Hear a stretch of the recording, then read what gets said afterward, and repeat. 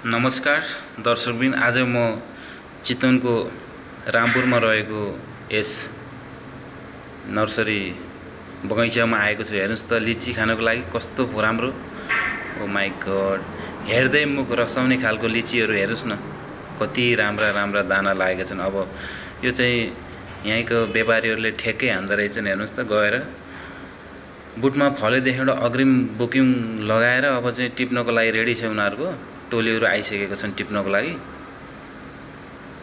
फल लागेदेखिबाट उनीहरूले ठेक्का हान्दो रहेछन्। हेर्नुस् त, यसरी टिपेर अब मार्केटको लागि रेडी छ। हामीले त्यहाँ गएर किन्दाखेरि 200 रुपियाँ किलो दिने रहेछन्। अहिले मार्केटमा आउँदा, यो मार्केटमा नारायणमा आउँदाखेरि 250 मा बिक्री हुने रहेछ। हेर्नुस् त कति राम्रो छ दाना। अब यो बहिनीले फुकाएर हेर्छिन्। बहिनी, कस्तो टेस्ट? मिठो छ?